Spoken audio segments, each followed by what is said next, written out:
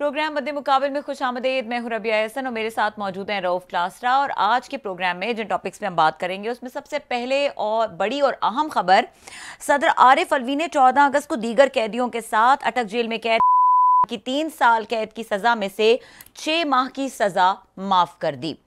अता तारड़ का बड़ा दावा, जबकि चीफ जस्टिस उमर अता बंदयाल ने को रिहा करने का इंदिया दे दिया। ट्रायल कोर्ट के जज के फैसले को मुतनाज़ करार दे दिया। कल रिहा होंगे या नहीं। दूसरी तरफ नवाज शरीफ और मरियम नवाज की चीफ जस्टिस पर कड़ी तनकीद। मरियम नवाज ने चीफ जस्टिस का वकील करार दे दिया। तमाम मौजूआत पर बात करेंगे। इसके अलावा बात करेंगे सेनेट खजाना कमेटी इजलास, डॉलर की मुसलसल ऊंची उड़ान, सेनेटर्स भी परेशान, डिप्टी गवर्नर स्टेट बैंक ने हाथ खड़े कर दिए। डॉलर कब कंट्रोल होगा, रुपए की बेकदरी में कब कमी आएगी, हुकूमत बेबस, निगरान वजीर खजाना कमेटी तलब, सियासतदानों का एहतसाब तो अफसरान आजाद क्यों, सेनेटर्स ने अफसरान के असासे मंजर आम पर लाने का मुतालबा कर दिया। डॉलर कौन खरीद रहा है, IMF मुआहदे के बावजूद मईशत क्यों नहीं संभल सकी, जानेंगे साबिक वजीर खजाना chairman committee senator Saleem Mandviwalla से। इसके अलावा बात करेंगे पाकिस्तान के दारुल हुकूमत इस्लामाबाद को जराइम पेशा गिरोहों ने टेक ओवर कर लिया। पुलिस बुरी तरह नाकाम। अफगान गैंगस्टर्स ने दिन दहाड़े पॉश सेक्टर F10 से ताजिर बूढ़ी वालदा समेत को अगवा कर लिया। क्राइम रेट में खतरनाक इजाफा, इसकी क्या वजह है, इसके ऊपर बात करेंगे।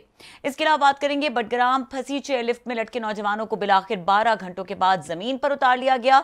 चेयरलिफ्ट मालिक ऑपरेटर गिरफ्तार। और इसके अलावा बात करेंगे भारत का खलाई मिशन कामयाब, चंद्रयान 3 चांद पर उतर गया। दुनिया भर से मुबारकबादें मिलना शुरू।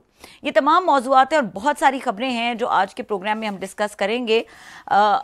हम कोशिश करेंगे कि हम सलीम मांडवीवाला साहब को लें प्रोग्राम में, क्योंकि हम उनसे आगाज़ करना चाह रहे हैं। क्लास साहब, जो डिस्कशन हमने करनी है ख़ास तौर पे आज फाइनेंस कमेटी का जो इजलास हुआ उस हवाले से पाकिस्तान की जो इकोनॉमिक सिचुएशन है ओवरऑल किस तरह से देख रहे हैं आप? यूजुअली इसको बहुत क्लोजली कवर करते हैं, तो जो उसके मिनट्स बाहर आए हैं उसको किस तरह से देख रहे हैं? नहीं, मिनट्स नहीं बाहर है हमारी, वहाँ पे ये जी हम खुद डेली मीटिंग करते हैं उसको कवर। जब इनकी मीटिंग्स होती हैं तो हम जाते हैं वहाँ पे, मीटिंग में बैठते हैं, प्रोसीडिंग देखते हैं।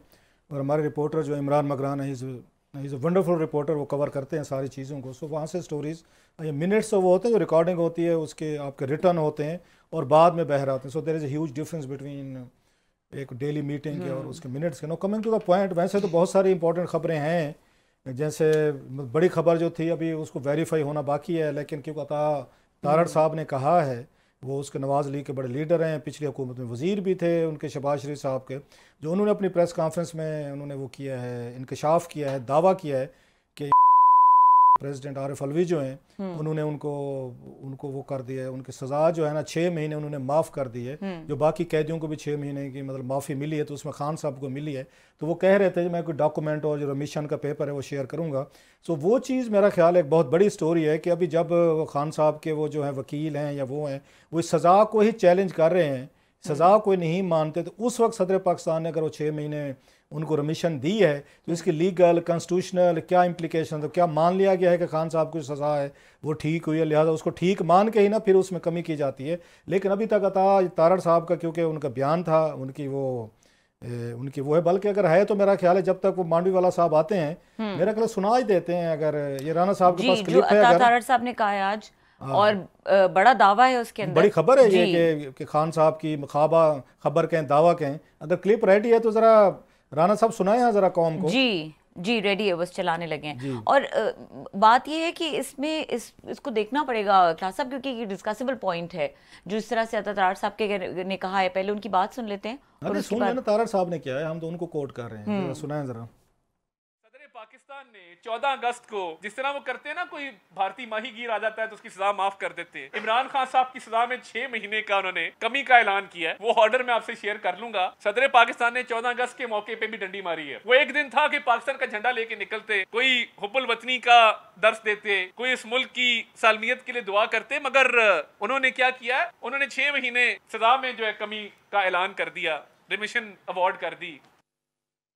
अब ये बड़ा बम शेल जैसे कहते हैं, इट्स ह्यूज खबर है ये, मतलब। और मैं आई एम अमेज्ड कि हमारे चैनल्स ने या हमारे पूरे मीडिया ने इसको उस तरह इसको टेकअप नहीं किया जितनी बड़ी ये खबर थी, जिसको अताउल्लाह तारड़ साहब कह रहे हैं, जो मिनिस्टर थे और टीवी पे कह रहे हैं, लाइव कह रहे हैं, तो it carries a lot of क्या कहना चाहिए, वेट। चलो एक आम आदमी कामनार को मैं खबर दूँ आप दें तो लोग डाउट करें, जी देखेंगे सोचेंगे रिपोर्टर की खबर है, टीवी की खबर है। No, it's not a TV खबर, इट्स नॉट ए रिपोर्टर्स खबर, it's coming from a very responsible जो मिनिस्टर थे पिछले इसमें, और नवाज लीग का फेस समझे जाते हो, नवाज लीग का उनको वो समझा जाता है, इनको इस पे। बल्कि अगले सेगमेंट में हमने लेना है मुनीब फरूक साहब को, वो क्योंकि खुद भी बहुत अच्छे बड़े वकील हैं, एंकर भी हैं। सो ये सारे लीगल इशू जो है ना, सारी चीज़ें ये उनके साथ डिस्कस होने वाली हैं कि क्या इस वक्त सदर पाकिस्तान ने जो रमीशन दी है, क्या वो जो है उनको उन पे भी अप्लाई करती है खान साहब पे, क्या वाकई उसमें प्रेसिडेंट जो है वो दे सकते हैं। अगर दे दी गई है तो फिर ये जो सज़ा जो है इसका क्या स्टेटस बनता है, फिर तो एक्सेप्ट कर लिया ना प्रेसिडेंट ने कि व्हाट एवर वाज सेंटेंस्ड। तो फिर ये जो चैलेंज किया जा रहा है वहाँ पे हाई कोर्ट में, सुप्रीम कोर्ट में, उसको गलत करार दे दिया गया है। तो दीज आर वेरी, मतलब मेरे लिए, क्योंकि I am not a legal man, मैं कोई एक्सपर्ट नहीं हूँ, लिहाजा मैं अपनी कोई राय भी नहीं दे रहा, कोई जज भी नहीं कह रहा, मैं सिंपल ये कह रहा हूँ that's a big story, big development, big breaking के अताउल्ला तारड़ कह रहे हैं कि प्रेसिडेंट ने, क्योंकि इन्हीं के बंदे बैठे हैं ना, निगरान हुकूमत जो है वो बेसिकली जैसे पहले भी कहा नवाज लीग डोमिनेंट है, इन्हीं के बंदे बैठे हुए हैं, इन्हीं के लगाए हुए हैं, इन्हीं की कंसल्टेशन है। लिहाजा किसी ने इनको ज़रूर वो पेपर दिया होगा कि प्रेसिडेंट साहब ने जो एक आम माफ़ी का ऐलान किया है। अब इसमें 2-3 चीज़ें हो सकती हैं, अगर जो मेरा एक मतलब असेसमेंट है, मेरी रीडिंग है। एक ये होगा कि उस प्रेसिडेंट साहब हर साल 2-3 मौके पे देते होते, रमीशन देते हैं, कैदियों को दी जाती है, लेकिन मुख्तलिफ कैदी होते हैं, उनकी कैटेगरीज होती हैं। एक 23 मार्च को भी सुना है दी जाती है, फिर 14 अगस्त को भी दी जाती है। उसमें 3 से 6 महीने तक कैदियों को ओवरऑल एक मतलब ब्लैंकेट, मतलब across the board everybody gets the remission, उनको सजाएं माफ़ की जाती हैं, सबका फ़ायदा होता है। अब या तो जर्नल आर्डर हुआ है साफ ज़ाहिर है, जिसमें साफ ज़ाहिर खान साहब का नाम तो नहीं होगा, क्योंकि वो स्पेसिफिक नहीं होगा। मेरी ये रीडिंग है, मैं ये रीडिंग कर रहा हूँ, क्योंकि सब के लिए दिया गया है, लिहाजा जेल को वो भी जाएगा कि फलां कैटेगरीज में जो कैदी हैं, मीन जो सेंटेंस्ड भुगत रहे हैं, उनको 6-6 महीने दे दें। यूजली देखा गया 3 महीने की होती है। वैसे ये बताऊं मैं आपको, यूजली जो ये कल्चर होता है ना यहाँ पे 3 महीने का होता है, 6 महीने भी दे सकते। प्रेसिडेंट चाहे तो किसी को बिल्कुल टोटल 100% भी माफ़ कर सकते हैं, कत्ल के केसेस में मतलब उनको कर सकता है, उनकी सजाएं मौत जो है उम्र कैद में बदल दे सकते। प्रेसिडेंट के पास बड़ी पावर्स होती हैं पार्डन करने की। इन्होंने, आपको याद होगा जब रफीक तारड़ साहब प्रेसिडेंट थे तो इन्होंने उस वक्त भी इनको नवाज शरीफ साहब जब बाहर गए थे, जो डील करके गए थे जनाब मुशर्रफ एंड कंपनी से, सऊदी से, उसमें कतरी थे, लेबनीज थे, अमेरिकन थे, जो बड़ी एक मतलब सारे लोग इन्वॉल्व हुए थे, तो उस वक्त भी उन्होंने इनको पार्डन किया था। नवाज शरीफ साहब ने, कंपनी ने एक दरखास्त लिखी थी, प्रेसिडेंट को गई थी कि हमारी तबीयत ठीक नहीं है, मेडिकल बुनियाद आप हमें सजाएं माफ़ करें, तो उन्होंने सजा माफ़ की थी। तारड़ साहब उनके अपने बैठे थे। सो इनके पास पावर्स बड़ी हैं प्रेसिडेंट के पास। चाहते हैं तो 3 साल की सजा भी खान साहब की माफ़ कर सकते हैं विद 1 ऑर्डर, कि जी खान साहब की जितनी सजा है as the president of Pakistan, मैं इसको वो कर रहा हूँ, इसको ख़त्म कर रहा हूँ, कर सकते हैं। सो 6 महीने की बड़ी मतलब इट्स ए मेजर एक रमीशन उसमें वो फेवर है। लिहाजा वो ये कह सकते हैं हुकूमत वाले कि खान साहब को सामने रख के आपने 3 की बजाय 6 महीने की आपने सजा दी है, या प्रेसिडेंट कह सकते हैं नॉर्मल मैं 3 से 6 महीने चाहूँ मैं तो सारी माफ़ कर सकता हूँ। So it's a very important statement yet to be verified. अब इस पे देखते हैं कि प्रेसिडेंसी जो है इस पे कोई अपना रिएक्शन देती है, कोई पॉइंट ऑफ व्यू देती है, कोई स्टेटमेंट आता है। आजकल प्रेसिडेंट जो है पहले बहुत सारे इश्यूज में मुद्दों में फंसे हुए हैं, तो देखते हैं कि अब इसमें से एक नया जो आज उन्होंने शायद कोई ट्वीट ही कर दें। अच्छा क्लास साहब, सलीम मांडवीवाला साहब जो हैं वो हमें ज्वाइन करेंगे कुछ देर में, चूंकि आज मौजूद ज्यादा हैं, तो अगर आप कहें तो शकील अंजुम साहब को हम लेके कर लें, क्योंकि आज हमने क्योंकि एक लॉ एंड ऑर्डर से मुताल्लिक भी वाकया, और अगेन ये बहुत ज्यादा सेंसिटिव है क्योंकि ये बात हो रही है पाकिस्तान के कैपिटल की और कैपिटल के पॉश एरिया की, तो it's a very disturbing story. Shakeel साहब को ले लें, जब तक वो मांडवीवाला साहब और मुनीब साहब जो है ना उनको हम अगले सेगमेंट में ले उनको ट्राई कर रहे हैं कि हम उनको ले लें। कैपिटल, क्योंकि इकोनॉमी का बड़ा गहरा ताल्लुक है आपके लॉ एंड ऑर्डर से। इस्लामाबाद में F10 में से जो खबर आई है, स्टोरी है शकील अंजुम साहब की, कि उसमें अखवान गैंग्स हैं, मतलब हमारे भी दाद देना, हमें मतलब दाद देना, कोई शहर के लोग भी जालिम सन, कोई सानू मरण का शौक भी सी, पल्ले नहीं देलाते, मतलब हमारी औकात देखें, अपने हमसे लोकल गैंगस्टर संभाले नहीं जाते, हमने इंपोर्ट कर लिए हैं कि आप भी तशरीफ लाएं और इस्लामाबाद में जो रह गया है ना थोड़ी सी, आप भी उस गैप को फिल करें। सो मोस्टली इस वक्त, पहले भी गैंग्स एक्टिव थे लेकिन उनको एलिमिनेट किया गया था, वो आपको पता है, हमने उस वक्त स्टोरीज की थी। अब तो वो सुना है जी सारे के सारे इधर ही आ गए हैं, सेटल हो गए हैं, रहायश भी रख ली है, और अपने साथ जो बाहर से बंदा आता है ना, अपनी दुश्मनियाँ अपनी ट्राइबल दुश्मनियाँ, अपनी ज़ाती अपनी दुश्मनियाँ, अपना कल्चर, अपनी रिवायात, साफ ज़रा हर बंदा साथ लेकर आता है। मैं अगर लैया से हूँ मैं भी लेकर आया हूँगा। सो वो जहाँ जहाँ से वो जिस माइंड सेट के साथ लोग आते हैं तो वो भी लेकर आए। तो अखवान हमारे भाई अगर आए हुए हैं तो उन्होंने भी वही काम यहाँ शुरू कर दिया है और हम खुश हैं सारे। हमने तो मुबारकबादें दी थी, आपको याद होगा 17 अगस्त 2000 इसकी बात है, मैं 21 की बात है, वो पूरा मुल्क खुश था जी कि हमारे भाई आ गए वहाँ पे। तो बाकी इधर भी भाई आ गए हैं, इनको भी वेलकम करें आप। जो उसके साथ लॉ एंड ऑर्डर के मसाइल हैं तो शकील साहब हैं लाइन पे हमारे साथ। जी, हम उनको लेने की कोशिश कर रहे हैं। और ये वाकया भी थोड़ा अजीब सी नौयत का है। एक बिजनेसमैन है और साथ में उनकी वालदा हैं जिनको अगवा किया गया है। अभी ये देखना है कि तहकीकात किन ग्राउंड्स पे। तहकीकात का मसला नहीं है, वो बता रहे थे अभी कोई आ रहे थे जी कि आपस में बिजनेस डिस्प्यूट था। डज इट मीन कि बिजनेस डिस्प्यूट का मतलब ये किसी की माँ को उठा लो, या जैसे आजकल सियासी हम देख रहे हैं बहुत सारे पीटीए के लोग शिकायत करते हैं किसी के घर में घुस जाओ, उनकी माँ बहनों को आप उनको उठा लें, तंग कर लें, रोड पे फेंक दें, गिरफ्तारियां डाल दें। Is it justified? वही कल्चर है ना फिर भी। हमने पिछले दिनों में देखा है पीटीए के बहुत से लोगों से इस तरह की चीजें, लोग उनके घरों में पुलिस घुसी है और उन्होंने वायलेशंस की हैं। तो क्या ये जस्टिफाई होगा? क्राइम की नेचर बदल गई है कि ना आपके उसमें अखवान गैंगस्टर में या बिजनेसमैन, वो भी मुमकिन है अखवान हो, उसी की बिरादरी का हो, यार दोस्त जो भी हो, तो वो जा रहे हैं अपनी माँ के साथ, रोकें और रोकने के बाद आप उसको भी उठा लें, उसकी माँ को भी उठा लें, तो पुलिस कहे जी कोई नहीं यार आपस की इनका यार घर का मसला है यार, इनका म्यूचुअल डिस्प्यूट है। तो इससे उसकी क्राइम की नेचर जो है वो कम पड़ जाती है। हम भी तसली कर लें, चुप कर लें कि खैर है जनाब, आपस का झगड़ा, उसने कोई पैसे देने होंगे हमारे अखवान भाई को। अखवान भाई ने कहा जनाब कि मैं तो लॉ कानून जस्टिस में तो अफगानिस्तान में नहीं बिलीव रखता था, तो मैं यहाँ इस्लामाबाद में क्यों बिलीव रखूंगा, तो मैं जाऊँगा अपना जस्टिस खुद कर लेता हूँ मैं। तो उन्होंने जनाब गए हैं उठा लिया। पुलिस कहते भाई दो पार्टीज का झगड़ा आप हमें के मुलविस कर रहे हैं। But that's what police is giving us the message कि जनाब दो पार्टीज का झगड़ा है। इस्लामाबाद बड़े बुरे तरीके से वो हुआ है, यहाँ पे पोलराइज्ड हुआ है, क्राइम बढ़ा है। अब तो कत्ल होते हैं यहाँ पे, डकैतियाँ होती हैं, लोगों से मोबाइल स्नैचिंग। अभी ये कामरान यूसुफ साहब हमारे दोस्त हैं, उनको हम लेते रहते हैं। उनसे उस दिन उन्होंने मोटरसाइकिल वालों ने वो ले लिया है, अगर गन पॉइंट पे उन्होंने मोबाइल फोन और उनके पैसे उन्होंने छीन लिए। अच्छा, ये तो इस्लामाबाद, हाँ, ये तो नॉर्मल प्रैक्टिस हो गई यहाँ पे। सरफराज भुगती साहब से मैं पूछना चाहूँगा, नए नए आए हैं, वो कहें जी मुझे टाइम दें। और भाई साहब इस टाइम लेने में तो ये आपके जो क्रिमिनल एलिमेंट्स है ये टाइम ले जाते हैं, ये स्पेस ले जाते हैं।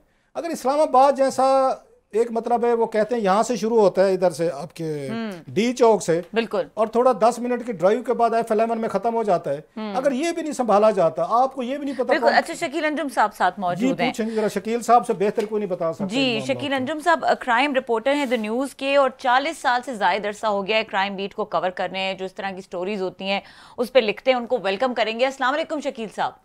अच्छा शकील साहब, आपकी स्टोरी के हवाले से बात करेंगे। ये बड़ी लॉ एंड ऑर्डर से रिलेटेड स्टोरी, और ज़्यादा इम्पोर्टेंट इसलिए है क्योंकि ये इस्लामाबाद जैसी जगह पर पॉश एरिया है इस्लामाबाद का, जहाँ पर ये पेश आई है। ज़रा इसकी डिटेल्स बताइएगा। ये असल में जो हमारे हाकिम है ना, उनकी जो वजह से वो जो क्राइम कंट्रोल करते हैं वो जराइम को छुपा के करते हैं कि जितना हो सके पोशीदा रखें। किसी की जरूरत नहीं है कि कोई खबर बता सके। कल ये इस खबर को मुझे हतमी शक्ल देने के लिए 6 घंटे लगे। ये वाकया तकरीबन 12:15 बजे का है, और मैंने कुछ 7:15 बजे 8 बजे पौने 8 बजे के करीब ये मैच्योर किए, और वो भी मैंने आखिर में जाके IG साहब से रिक्वेस्ट की गई, जी इसके बारे में आपको मालूम है? उन्होंने भी कहा नहीं। फिर मैंने बताया कि जी फलां बंदा है अहमद खान, उसने उसी वक्त जाके पुलिस स्टेशन पे बताया था कि जी ये वाकया पेश आ गया। तो अभी जो आप वाकया क्या था शकील साहब, पहले वाकया बता दें शकील अंजुम साहब। आज भी एक वाकया हुआ है कि एक जो वजीर दाखिला हैं उनके भाई हैं आफ्ताब भुगती, उनके गनमैन को 3 लोगों ने गोलियां मारी और उनका असला छीन के ले गए। ये सरे शावर रोड पे नीचे चुंगी नंबर 26 है नून के इलाके में। तो अभी वाकया अभी हम कोशिश कर रहे हैं कि उसके बारे में डिटेल मिल जाए। ये सब दुनिया ने देखा, और वो कल वाला वाकया भी पूरी दुनिया ने देखा था। नहीं, कल वाला क्या वाकया था शकील साहब, पहले जरा तफसील बताएंगे, व्यूअर वुड बी इंटरेस्टेड। बहुत सारे लोगों को नहीं पता होगा कि आपके वाकया क्या हुआ है। ये जैसा है ना जी, मैंने बताया कि जी 2 गाड़ियों में कोई 8-9 से ज्यादा बाकायदा मुसल्ला दहशतगर्द जो होते हैं, दहशतगर्द शक्लों से लग रहे थे वो। तो वो उतरे हैं, इनकी गाड़ी रोकी है, और इनकी वालदा और पीछे 2 और बंदे बैठे हुए थे, उन्हें घसीट के अपनी गाड़ी में डाला और निकल गए। किसी की जरूरत नहीं है कोई इंटरसेप्ट। ये F10 में हुआ है ये वाकया? क्लासेस साहब आपकी आवाज कम आ रही है। मैंने कहा F10 में, वो F10 मरकज का वाकया बता रहे हैं। मरकज की बैक साइड पे जो फूलों वाली मार्केट नहीं, उस रोड पे ये 5 मेरा ख्याल है, अगर सीधे हम जाएं यहाँ से, इस प्राइम मिनिस्टर हाउस से सीधे जाएं, अगर ये ब्लू एरिया वाली रोड लेकर वहां तक पहुंचने में ज़्यादा से ज़्यादा मेरा ख्याल 5 से 7 मिनट लगते हैं, अगर मुनासिब स्पीड के साथ जाएं। आप ये कह रहे हैं जो प्राइम मिनिस्टर हाउस से यहाँ पे 5-10 मिनट की ड्राइव भी नहीं बनती, वहाँ पे 8-10 मुसल्ले लोग आए हैं, उन्होंने गाड़ियाँ रोकी हैं, उनकी माँ को उठाया है, साथ में दीगर लोगों को उठा के वो फरार हो गए। और यहाँ सेफ सिटी के कैमरे हैं, यहाँ पे लोग हैं, पुलिस है, नो बट इंटरसेप्टेड। बिल्कुल बिल्कुल वही कह रहा हूँ कि किसी को पता ही नहीं है। बात यह है कि अगर आप टाइम पे पता लग जाता तो मुमकिन है कि यानी कहीं से आप कवर कर ले तो इन्हें पकड़ शकील साहब, ये जो सीसीटीवी कैमरे लगे हुए, big brother is watching, safe city. घंटे मुझे लगे साबित करने में, जैसे मैं मुजरम हूँ, अपनी बेगुनाही साबित कर रहा हूँ, और किसी को पता ही नहीं। कहते नहीं नहीं नहीं ऐसे हुए नहीं जी। फिर मैंने खबर फाइल करने के बाद एक और जिम्मेदार ऑफिसर से बात की जी। मैंने कहा जी कोई पता लगा उसका? मैंने कहा नहीं ऐसा वाकई कहीं नहीं आया। अब इस हद तक क्या करे आदमी। मतलब ये है कि आप जुर्म को मुकर जाओ कि वाकया हुआ ही नहीं है, कोई ऐसी वाकया नहीं हुआ।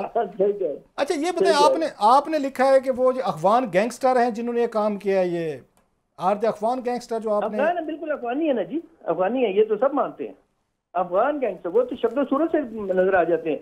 वो यहाँ के नहीं है, मेरा ये ख्याल है, क्योंकि वहाँ पे जो मेरा सोर्स तो कह रहा था कि ये कहीं कोल का कारोबार करते थे अफगानिस्तान में। उनसे ये जो गैंगस्टर है ना, उनके कोई लेन देन था या क्या था, वो इधर आ गया बेचारा डर डरा के। यहाँ पहुंचा तो पीछे वो पहुंच गए। मतलब अब अफगानिस्तान के जो इनके आपस के मतलब ये है कि अफगानिस्तान में जो लोग थे वहाँ पे आपस के जो उनके झगड़े थे, ट्राइबल रेवलरीज थी, बिजनेस डील्स थी, बिजनेस के झगड़े थे।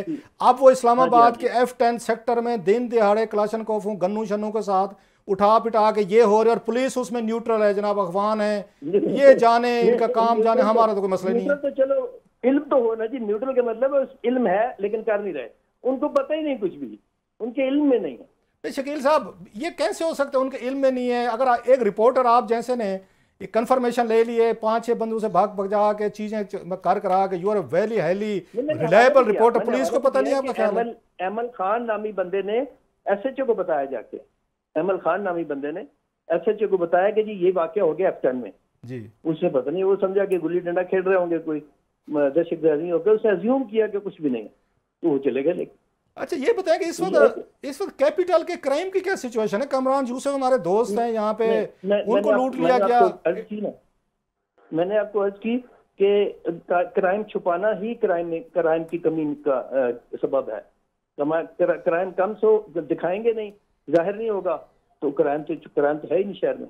अच्छा ये बताइए, मैं तो अब कहता हूँ कि पूरे पाकिस्तान की सतह पे भी इन्होंने यही कुछ किया था कि कहीं भी क्राइम नोट नहीं हो रहा, रिपोर्ट नहीं हो रहा। यहाँ तक कि हमारा होता था नेशनल पुलिस ब्यूरो जी, वो एक साल में रिपोर्ट तैयार करता था। तो मैंने सुना, हमारे प्यारे दोस्त हैं वहाँ पे, मैंने ये सुना कि पिछले 3 साल से रिपोर्ट ही तैयार नहीं हुई कि पूरे मुल्क में कहाँ कितना क्राइम हुआ है। मतलब it's free for all, free अब पूरा मुल्क अल्लाह के हवाले। अच्छा इस्लामाबाद के हवाले से बड़ा आता रहा है कि बहर से बहुत सारे एलिमेंट्स आ गए, आबादी बढ़ गई है, यहाँ से हमारे कोई उधर से हैं, सरेक इलाकों से लोग आ गए हैं, ट्राइबल एरिया से बहुत सारे आ गए हैं। पाकिस्तानी अब अफगानिस्तान से दुनिया में जहाँ मर्जी जाकर, अच्छा सर अब अफगानिस्तान नहीं मेरी सुन लें सर पूरी बात, मैं उसी पे आ रहा हूँ। अब अफगानिस्तान से आ गए, आबादी बहुत बढ़ गई है, जो हमारे साउथ से लोग आ रहे हैं वो अपने सावधान मसाइल लेकर आते हैं, अपनी आते हैं हैबिट से लेकर आते हैं। जो इधर से आते हैं, ये खैबर पख्तूनख्वा है, उनके साफ ज़र अपने हैं। इसके बाद अफगानिस्तान से आ रहे हैं। तो इस्लामाबाद एक छोटा सा शहर था, इतने सारे लोग आ गए, आबादी फट चुकी है, यहाँ पे तो अब सड़कों पे जगह नहीं रही, चलने वाला काम मुश्किल हो गया है, ये क्राइम इतना मतलब कंट्रोल में नहीं रहा। तो ये इनके पास कोई स्ट्रेटेजी नहीं है, इंटीरियर मिनिस्ट्री के पास, हुकूमत के पास, पुलिस के पास तो मेरा ख्याल वसाइल ही नहीं है, ट्रेनिंग नहीं है, मैन फोर्स भी नहीं है। प्रोटोकॉल ड्यूटियां खत्म होंगी तो तवज्जो देंगे सर। दूसरी बात यह है कि अभी आप जिक्र कर रहे थे कि 2022 में या 21 में ये जो आपके 42,000 बंदे इन्होंने जेलों से निकाल के आज़ाद करके चला दिए, जो अभी ये इनमें शरीक थे, बगावत में वो लोग शरीक थे, तो उसमें अगर वो आ गए तो किसकी ये जिम्मेदारी है? ये क्यों ऐसे लोग जो जेलों में बंद है दहशतगर्दी के इल्ज़ाम में, उन्हें क्यों छोड़ा था? मतलब है कि आप ये जो हमदर्दियाँ, जी एक ग्रुप जो है, एक सियासी जमात हमदर्दियाँ उनकी लेने की कोशिश करती है क्योंकि उसका नजरिया बगावत है, तो इसलिए बाकियों के मथे हमारी सारी जिंदगी के लिए हम पे अजाब डाल दिया कि हम ढूंढते फिरेंगे। स्ट्रीट क्राइम 100% ये अफवाह है जी। स्ट्रीट क्राइम मैंने पता नहीं, आपकी नजर से तो गुजरता ही ना, आप तो पढ़ते ही कुछ नहीं, हमारी चीजें नहीं पढ़ते आप। तो वो अभी मैंने एक डिटेल में दिया है, अफगानी हमारे मुल्क में क्या कर रहे हैं, एक डिटेल रिपोर्ट है। वैसे क्या कर रहे हैं बता ही दें सर। वैसे ये बता दूं, ये पूरे इस्लामाबाद में शकील अंजुम साहब है जिनसे मैं डरता हूं मैं, और मुझे डांटते भी हैं और इनकी डांट डपट भी मैं सर में आता हूं। पूरे शहर को पता है कि मैं इनसे डरता हूं। अच्छा सर, बता रहे थे कि आपने रिपोर्ट में क्या लिखा, कि क्या रिपोर्ट थी? वो थी अफगानियों के हवाले से कि गली मोहल्लों में जो अफगानी वही लोग जो आए हुए हैं जो दहशतगर्दी की इल्जाम में, कत्ल गारत गर्दी के इल्जाम में अंदर थे, तो वो अब बाहर आके नमाजें पढ़ेंगे, वो भी तो वही काम करेंगे ना। अच्छा, सारे तो खाले में सारे अफगानी हैं। शकील साहब, हम सबको तो नहीं ब्लेम कर सकते, अफगानी अच्छे लोग भी हैं साहब, नहीं है, आपकी बात ठीक है, डिसेंट भी हैं, अच्छे पढ़े लिखे महज़ब अफगानी भी हैं इसमें। जो पुरअमन है वो इंतहाई पुरअमन है, वो पढ़ा लिखा तबका है, अच्छे लोग पढ़े लिखे भी हैं साहब, बहुत अच्छे लोग हैं। लेकिन मेरा ख्याल है कि वो इलीगल नहीं है, वो रजिस्टर्ड कवर्ड है यूएन के पास। यूएन जो ह्यूमन राइट्स की कोई इनकी तंजीम है यूएन की, उनके पास वो डॉक्यूमेंटेड है, तो वो उनको इजाजत है यहाँ रहने की, लेकिन बड़ी शाफत से रह रहे हैं, वो अपने अपने घरों में रह रहे हैं। लेकिन ये जो है, आप इर्द गिर्द देख लें सारा ये F-12 और G-12 और गोलड़ा, इसमें आप आवाज तो मारे, देखें कैसे निकलते हैं वो। तो ये सारा बुरा काम उन्होंने कर, मतलब यहाँ पे इन्होंने, मुझे याद है 12-14 रुपए से इन्होंने यहाँ सीसीटीवी कैमरे लगवाए थे उस वक्त, सेफ सिटी प्रोजेक्ट लगा, बिग ब्रदर। तो यहाँ पे मोटरवेज पे जब ये निकलते हैं यहाँ से पेशावर के लिए, या उधर ये लाहौर के लिए, या इधर हम कश्मीर साइड के लिए रवात वगैरह, तो ये कोई यहाँ पे मॉनिटरिंग सिस्टम नहीं है, कोई इनके पास नहीं है, कौन आ रहा है, जा रहा है, नहीं जा रहा। वही आप वाली बात, प्रोटोकॉल पे लगे हुए, वजीरों के साथ लगे हुए हैं, वजीर आज़म को ड्यूटियाँ दे रही हैं, बड़े बड़े लोगों को दे रहे हैं, और पुलिस को इन्होंने बिल्कुल उससे हटा लिया, और ना इनके पास कोई जदीद टेक्नोलॉजी है ट्रेस करने की, ना पकड़ने की। हाँ जी, बिल्कुल बिल्कुल। आपने वो देखे, मैंने उसमें एक पत्नी किसी खबर में लिखा था कि वो इन्होंने डॉल्फिन फोर्स तैयार की है। डॉल्फिन लोगों को खाती है। मैंने उसे मशवरा दिया है कि उसे शार्क नाम रखें कि ये लोगों को खाती फिर रही है सड़कों पे।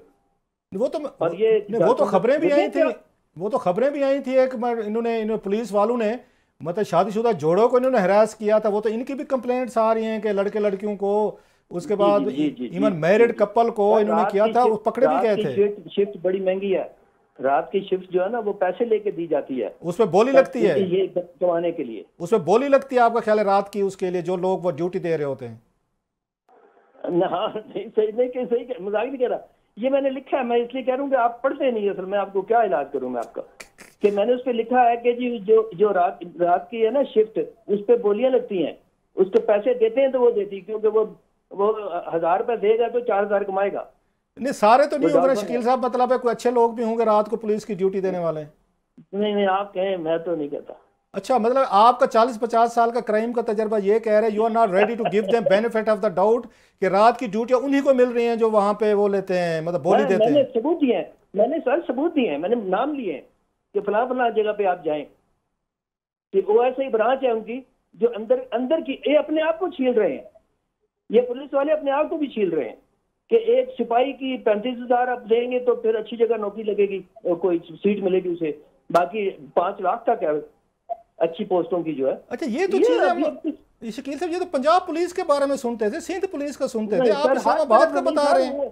I am shocked. ब्रांच हर दुनिया, पाकिस्तान में OSI ब्रांच एक ही तरह की है, पुलिस एक ही तरह की होती है, बहुत रेयर है। वो वक्त गुजर गया जब दुरानी साहब, नासिर खान दुरानी होता था, तो उसने कोई रिफॉर्म किए थे और अच्छी चीजें, पुलिस का महकमा खूब बनाया था, अच्छा बनाया था उसने, और एक्टिव गया था। क्राइम में भी डॉक्यूमेंटेड कमी आई थी, लेकिन अब मैं कहाँ से ढूंढ के लाऊंगा इसके लिए। आज रात आपकी इस गुफ्तगू के बाद सोया नहीं जाएगा, क्योंकि हम भी इस्लामाबाद रहते हैं, और जो आपने नक्शा खींचा है, जिस तरह की चीजें, मतलब है हमारे दिल की धड़कनें तेज हैं। आपको उसी वक्त हंसी आ रही है, हमें डांट डपट भी किए जा रहे हैं। नहीं सर, हंसने का वो काम है ये है कि हम जिस शहर में रह रहे हैं, ये इसमें ये होता है। ये कभी ऐसी बातें होती नहीं थी पहले इस्लामाबाद में। क्या हो रहा है, ये किस जगह पे क्या हो रहा है, और क्या किस क्या क्या गुजर गया। ये तो हमारे यार जो लोग पुराने लोग थे ना, वो बता देते थे इसलिए कि वो समझते हैं कि हम बड़े बासर हैं, हम खबर दे सकते हैं। भाई खबर मिलेगी तो देंगे ना। तो इसलिए वो है कि ये बड़ा, ये हमारे हमारे तजर्बे में, जिंदगी में कोई इससे अच्छा तजर्बा कोई नहीं, ये जो अब गुजर रहे हैं जिससे। ये वैसे कब से ये हालात होना शुरू हुए हैं जो आपने तस्वीर अभी खींची है, कब से हालात खराब हैं?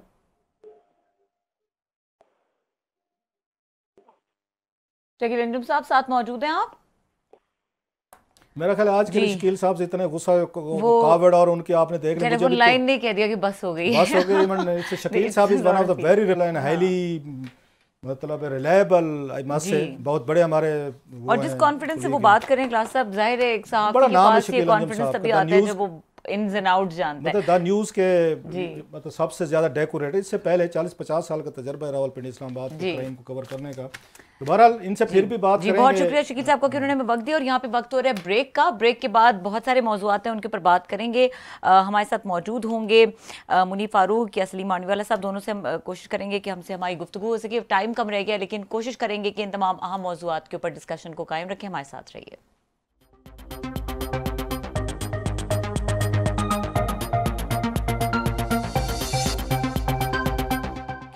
Welcome back. और हमारे साथ मौजूद हैं सीनियर एंकर पर्सन और सीनियर सहाफ़ी मुनीफ फारूक साहब। उनको वेलकम करेंगे। अस्सलाम वालेकुम मुनीफ साहब।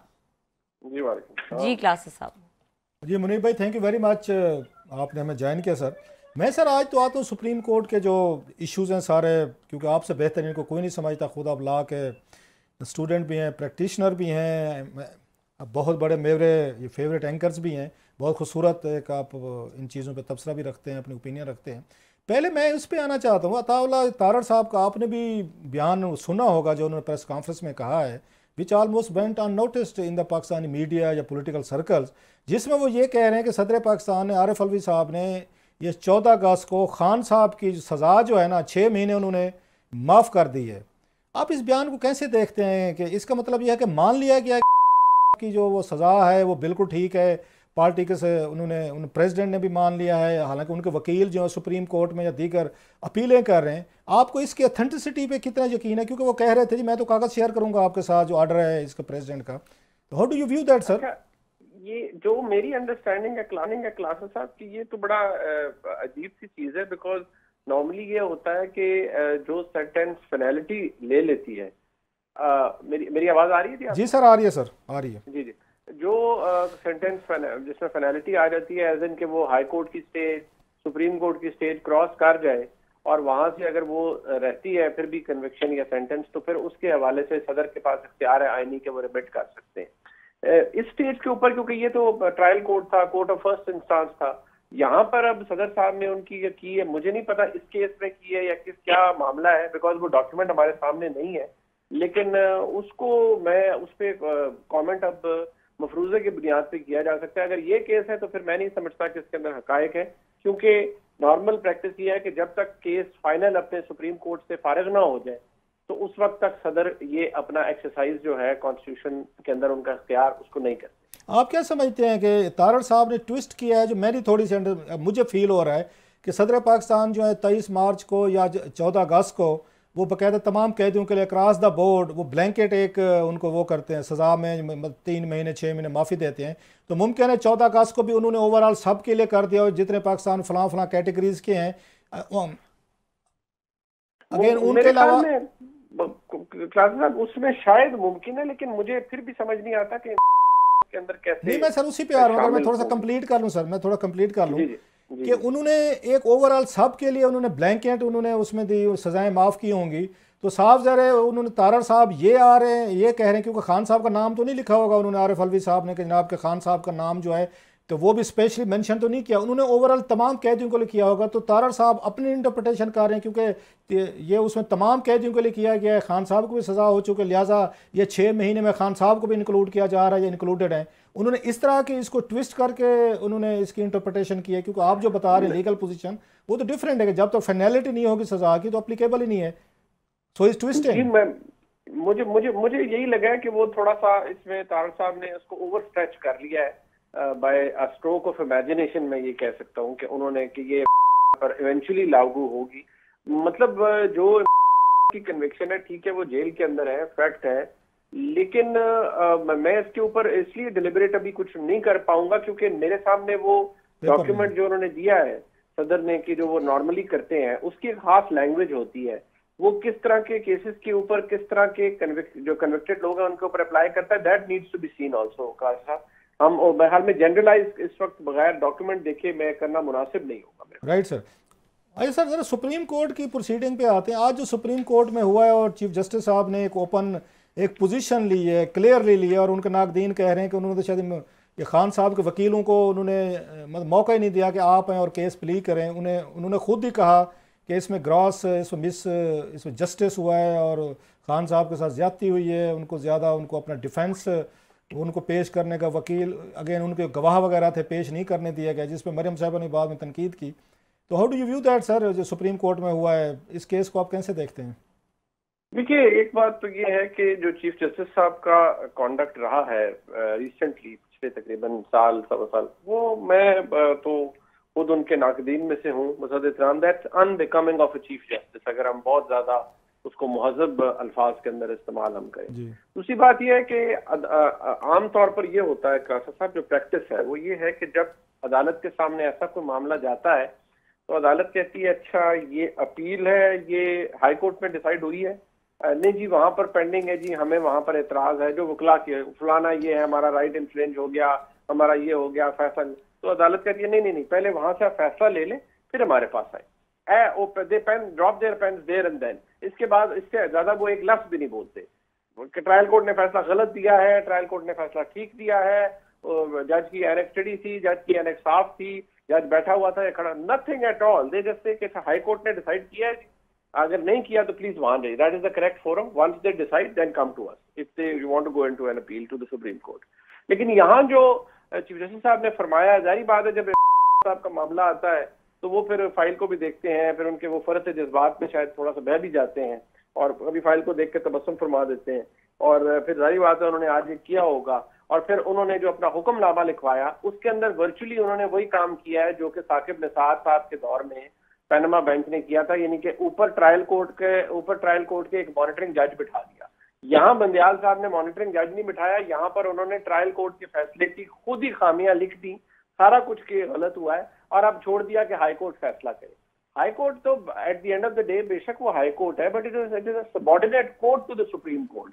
अब हाउ कैन अ जज beat a chief justice of Islamabad high court, how can they go against the directions of the supreme court? वो तो नहीं हो सकता। वो बड़ा अब मेरे और आपके लिए बड़ा अचंभे की बात होगी अगर आमिर फारूक साहब उसे वो बिल्कुल ही बड़ा फ्लैग्रेंट डिसरिगार्ड दिखाएं और कहें कि नहीं मैं तो अपने उस पर करूंगा। मुझे नहीं लगता, मुझे लगता है कि चीफ जस्टिस साहब ने टोन सेट कर दी है कि ये करें, और शायद वो इसलिए ये कर रहे हैं ताकि भाई जाते जाते जो उनकी एक वो ख्वाहिश है या कि मामला आपको देखने का, क्योंकि बसद एहतराम मैं अब वो जज है, मैं उनके फैसलों की वजह से चीफ जस्टिस साहब के कह रहा हूँ, he has become very politicised, और उनकी जजमेंट तो है दे एक्सुड पॉलिटिक्स। अच्छा, आपने भी इसका कहा कि उन्होंने तकरीबन फैसला जो है ना बड़ा तफसील से एक तरह का लिख ही दिया है, तो मुझे याद आ रहा है कि जब इस्लामाबाद हाई कोर्ट ने पनामा केस में मरियम नवाज साहबा की, सागडार साहब की, नवाज शरीफ साहब की और कैप्टन सफदर साहब की वो जेल में थे जमानतें ली थी, उसके अगेंस्ट उस वक्त जस्टिस खोसा साहब जो थे, आसिफ सईद खोसा साहब, इन्होंने भी बड़ा एक तरह का उनको स्नब किया था। उस वक्त के जो वो जज साहब थे, मैं नाम उनका एहतराम नहीं ले रहा, तो उसमें उन्होंने कुछ 40-50 पेजेस का उन्होंने लिख दिया था पूरा फैसला। तो उस पर भी उन्होंने खोसा साहब ने कहा था कि आपने ज़मानत दी है, ज़मानत में तो सिंपली 1-2 लाइनर दी जाती हैं कि क्या अर्जेंसी थी उसकी वजह से। अगर आपने उनके ट्रायल कोर्ट के सारे वो निकाल दिए हैं, उनके फलास दे दिए और आपने इस केस को सुनना है, फैसला तो आप पहले दे चुके हैं, आप ज़मानत के केस में आपने पूरा का पूरा फैसला सुना दिया है, तो आपको लगता है कि हमारे यहाँ कोर्ट्स में ये एक तरह की टेंडेंसी है कि ज़मानत का केस हो या मतलब रिव्यू का केस हो तो उसमें वो उसको ट्रायल कोर्ट के उसमें जाने के प्रोसेस का वेट करने की बजाय वो पूरे का पूरा केस जो है लिख देते होते हैं। ये जैसे पनामा केस में आपको याद आ जाएगा कि उन्होंने उस वक्त खोसा साहब ने लिखा था, बड़ा नोट लिखा था, खामियां निकाली थी, और मरियम साहबा का उन्होंने कहा जनाब इनकी ज़मानत में इसलिए कैंसिल नहीं कर रहा, नवाज शरीफ साहब तो खैर उस वक्त जेल में थे, इसलिए नहीं कर रहा कि बीइंग ए वुमेन उनको थोड़ा सा बेनिफिट देते हैं कि चलें ठीक है ज़मानत हो गई है। ये मिलता जुलता नहीं है कि उस वक्त वो भी चीफ जस्टिस बाद में बने, ये हमारे बंदयाल साहब भी अब चीफ जस्टिस हैं। तो जुडिशरी में ये क्यों है जब इन्हें पता है कि ज़मानत के लिए आपने मुख्तसर सी बात करनी है, रिव्यू के लिए आपने मुख्तसर बात करनी है, तो वैसे मतलब ये फिर क्यों चीज़ें होती हैं सर? देखिए गुजारिश है क्लास साहब, एक पॉइंट है बड़ा सिंपल सा, वो ये कि जो वो वाला मामला था वो बहरहाल फिर भी हाई कोर्ट से गया था ऊपर सुप्रीम कोर्ट। चले उस पे चीफ जो उस पे आसिफ सईद खोसा साहब ने कुछ लिख दिया, लेकिन आप ये देखिए कि सुप्रीम कोर्ट ने अपना रूल जो है कि आप बेल के अंदर बेल के फैसले में मेरिट्स नहीं डिस्कस करते, वो उन्होंने खुद तोड़ दिया जब उन्होंने ख्वाजा साद रफीक और ख्वाजा सलमान रफीक का फैसला सुनाया बेल का। उसके अंदर उन्होंने पूरे मेरिट्स डिस्कस कर दिए केस के और बताया कि जो इन्वेस्टिगेशन थी, जो क्या क्या था, वो किस कदर गलत था, वो मेरिट डिस्कस हुए केस के। क्योंकि कुछ चीजों में इतना जब मेजर वायलेशन हो या इतनी ग्रॉस मिसकॉन्डक्ट हो on part of the prosecuting agency और part on part of a जज, बी इट ट्रायल कोर्ट और हाई कोर्ट, तो फिर अदालत को कई दफा चीजें ऑन द सरफेस या लानी पड़ती हैं कि जी ये वजूहात है और ये बड़ी मेजर इश्यूज थे जिनकी वजह से हम ये दे रहे हैं और ये चीजें हाईलाइट हुई है। अच्छा। जहां तक रहेगी फिलहाल साहब हमारे जज साहिबान का, तो बसरत एहतराम मतलब हमारे यहाँ कम ही जज साहिबान ऐसे होंगे, अब जैसे मैं जिनको बहुत इज्जत की निगाह से देखता हूँ, मेरे नजदीक वो तसद्दुक जिलानी साहब थे, मेरे नजदीक वो जनाब नासिरुल मुल्क साहब थे। ये लोग आए, अपना टेन्योर किया, कोई पॉलिटिक्स में इन्वॉल्व नहीं हुए, बड़े तहजीब तमद्दुन से अपने टेन्योर मुकम्मल करके चले गए। लेकिन फिर आपके सामने साकिब निसार साहब जैसी मिसालें भी हैं और उनकी एक थोड़ी सी मैं समझता हूँ एक डिफरेंट फॉर्म आपको उमर अता बंदयाल साहब की उसमें नजर आई कि बंदयाल साहब तो बाकायदा तौर पर केस आर्ग्यू करना शुरू कर देते हैं ना किसी के बिहाफ पे। जैसे आपको याद होगा कि वो 15 मई का जो केस था कि इस्लामाबाद में जब इमरान खान साहब ने अपनी हुकूमत जाने के बाद आए थे, तो ये सुप्रीम कोर्ट के जज का काम नहीं है कहना कि मुमकिन है उनको फैसले की कॉपी ना मिली हो। भाई व्हाट्सएप का जमाना है, 8-7 पेजों का आपका ऑर्डर था, आपने कहा डी चौक में नहीं आना, पुरानी जगह पर जलसा करना है, वही लाइन इमरान खान साहब ने मिस करनी थी और उनको नहीं था पता। लेकिन अब जब एक जज जो बैठ के जो एक्यूज्ड है उसके बिहाफ पे वकालत शुरू कर दे, तो फिर आप कहाँ जाएंगे, आप टक्कर ही मारेंगे जाके। अच्छा, लास्टली सर, इमरान खान साहब की रिहाई के कितने चांसेस आपको लग रहे हैं सुप्रीम कोर्ट के इस प्रोसीडिंग के बाद? इस केस में कोई जान है? क्योंकि वो तो कहते हैं आपने उनके गवाहों को मौका नहीं दिया था, जो बात उनमें जोर भी है कि जनाब कि आपके गवाही हमारे पेश नहीं किए, उसके बगैर फैसला दिया गया। क्या लगता है खान साहब ये रिहा हो जाएंगे? देखिए, दो आपके सवाल के दो उसके नुक्ते हैं सर। एक that is about the practical side कि हाँ, मैं कहता हूँ कि मुझे 1% से ज्यादा चांस नहीं लगता कि इमरान खान साहब को वो बाहर आ सकते हैं, इसलिए क्योंकि उनका ITC ने आज उनको इजाजत दे दी है अरेस्ट करने की। FIA साइफर वाले मामले में वो ऑलरेडी उनकी गिरफ्तारी डली हुई है, उस पर खैर उसका एक लीगल एंगल जरूर है, लेकिन उनकी गिरफ्तारी डली तो वो बाहर तो नहीं आ रहे अनलेस के चीफ जस्टिस साहब को ऐसा हुक्म जारी कर दें कि जो कुछ अर्सा पहले इस्लामाबाद हाईकोर्ट ने किया था कि तमाम मुकदमों में उनको बेल दी जाती है बगैर लिखे पढ़े सुने और कोई उन्हें गिरफ्तार ना करे। अगर ऐसा कोई फैसला दे देते हैं तो वो अलहदा बात है, लेकिन मुझे लगता है कि वो फैसला फिर कोई मानेगा नहीं, इसलिए क्योंकि रियासत ने या सिस्टम ने ये फैसला किया है कि इमरान खान अभी बाहर नहीं आ रहे। ये तो वो है। दूसरी बात यह है कि जो ट्रायल कोर्ट का फैसला था, मैं रिपीटेडली मैं अर्ज करता रहा हूँ अपने प्रोग्राम में भी, जहां पर मुझे मौका मिला जैसे आप देते हैं, उसके अंदर चंद बुनियादी हुक्म थे और बड़ा हरिडली फैसला दिया ट्रायल कोर्ट ने, और ट्रायल कोर्ट को बेहतर तरीके से अपना कंडक्ट दिखाना चाहिए था, जो कि उन्होंने नहीं दिखाया। मेरे ख्याल में ये एक वजह है कि बेशक इमरान खान साहब के वकला के पास डिफेंस नहीं है, लेकिन टेक्निकल बुनियादों पर ट्रायल कोर्ट के फैसले के अंदर बहुत से हुक्म है। बहुत शुक्रिया आपका sir, thank you very much, आपने हमें ज्वाइन किया, मेहरबानी जी आपकी, थैंक यू। बहुत शुक्रिया। फारूक साहब हमारे साथ मौजूद थे और अहम मौजू पे हमारे साथ डिस्कशन कर रहे थे। यहाँ पे वक्त हुआ है ब्रेक का, ब्रेक के बाद डिस्कशन को आगे बढ़ाएंगे, हमारे साथ रहिए।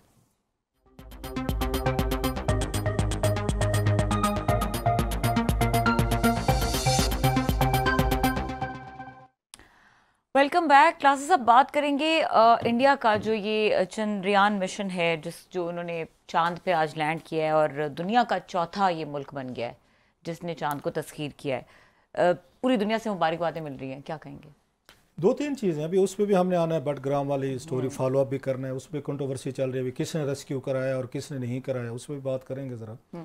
ये बड़ी एक अहम डेवलपमेंट है और मुझे याद है जब 2019 में शायद पहली दफ़ा इन्होंने अटैम्प्ट की थी, तो उस वक्त ये मिशन जो है तो इनका नाकाम हुआ, तो मुझे याद आता है उस वक्त भी मतलब है वहाँ पे इंडिया में बड़ी बहस हुई थी। पाकिस्तान में अब आपको पता है हमारा शरीका चलता है, हमारी कोई नाकामी हो तो हमारे इंडियन भाई बड़े खुश होते हैं, बड़ा उनके यहाँ कोई नाकामी हो जाए तो हम बादशाह नहीं संभाले जाते, वाह वाह बल्ले बल्ले। मतलब वही है कि दोनों एक खिते के लोग एक ही मुल्क में, मतलब है हम शक्लें अक्लों तो मैं अक्ल तो मैं नहीं कहूँगा, अक्ल में तो वो थोड़ा सा लग रहा है साइंटिफिक तरक्की में वो हमसे दो चार कदम आगे नहीं, कोई नहीं, हम मिल जाएंगे उनको बड़ा जल्दी, हम भी बड़े जहीन लोग हैं। सो हमारे यहाँ बड़ी खुशियाँ मनाई जाती, उनके यहाँ भी हमारे यहाँ भी। लेकिन अच्छी चीज़ ये चली है कि बहुत सारे लोगों ने पाकिस्तान में भी ट्रेंड चलाया है, उन्होंने मुबारकबाद दी है, उनको इंडिया को दी है। मुझे नहीं पता उस पर स्टेट लेवल पे दी गई है नहीं दी, प्राइम मिनिस्टर ने या किसी और ने या कोई हमारे, आई डोंट नो, मैं वो मैंने नहीं देखी, एक कटसी होते शायद नहीं दी होगी। बात वही है कि जो हमारे दुश्मन है, हमारे मुखालिफ मुल्क के हैं, अब इसमें पूरी दुनिया से उनको मुबारकबादें दी गई हैं। एक तो मैं उसको सुन भी रहा था अभी BBC के इंटरनेशनल स्टोरीज क्या चल रही थी इस वक्त, जो इंटरनेशनल स्टोरी चल रही थी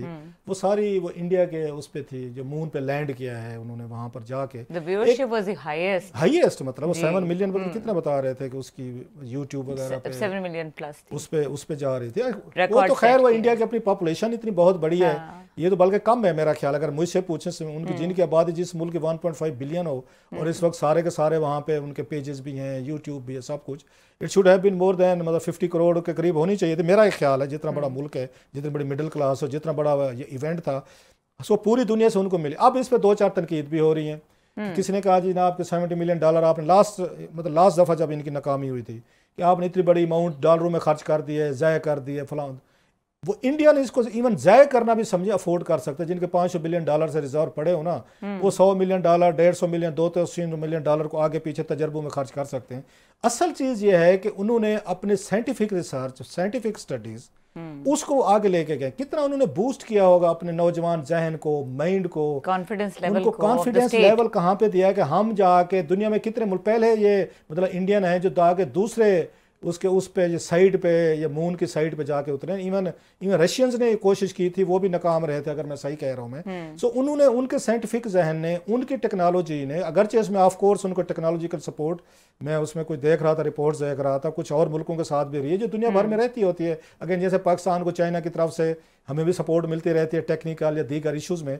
सो ये इतना बड़ा उनके लिए बिग एक गोल है जो आने वाले दिनों, लोग कहेंगे जनाब के चांद पे जाने का फ़ायदा क्या, आपके यहाँ गुर्बत है, आपके यहाँ प्रॉब्लम है, आपके यहाँ फलाने हैं, इंडिया में हैं, हमारे यहाँ भी हैं, तो वहाँ पे बहुत सारे इश्यूज़ है। लेकिन साथ साथ में वो साइंटिफिक, वो तरक्की की तरफ गए। हमने अपने यूथ को किस काम पे लगाया है, जरा सोशल मीडिया हमारी यूथ का भी देख लें, हमारे यहाँ किस तरह के लोग पैदा हो रहे हैं। इंडियन का हमेशा हमारे यहाँ ये कहा जाता है कि उनके गूगल में जाएँ, फेसबुक में जाएँ, ट्विटर पर जाएँ, दुनिया भर की मतलब अमेज़ॉन में जाएँ, कहीं चले जाएँ। अब उनके CEO वगैरह जो है ना, मोस्टली उनकी जो IT कंपनीज हैं बाहर में जाएं, हमारे पाकिस्तानी स्टूडेंट बताते हैं जब इंटरव्यूज के लिए जाए, इंटर्नशिप के लिए, सारे आगे इंडियंस बैठे होते हैं, मोस्ट ऑफ द पीपल वो बैठे होते हैं। पाकिस्तानी शिकायत भी करते हैं स्टूडेंट हैं, जब हम जाएं तो हमें वहाँ पे वो आगे से हमारे इंडियन दोस्त भाई बैठे हों तो डिस्करेज करते हैं कि पाकिस्तान जो है आगे IT में ना। अच्छा, हमारा IT वाली साइड पे वो हमारा फोकस भी नहीं है। हम तो अभी तक गुलामी और उसके चक्कर में पड़े हुए कि हमने भी गुलामी लेनी है, दुनिया भर से आज़ादियाँ लेनी है हमने। तो हमारे नौजवान ने तो भी बैठ के ट्विटर, सोशल मीडिया पे गालियाँ खानी है या देनी है किसी को, रोज़ उन्हें वो करना है। हुकूमतों को देखें कि आपने अब तक क्या किया है, आपने कोई नौजवानों को कोई पॉलिसी दी है।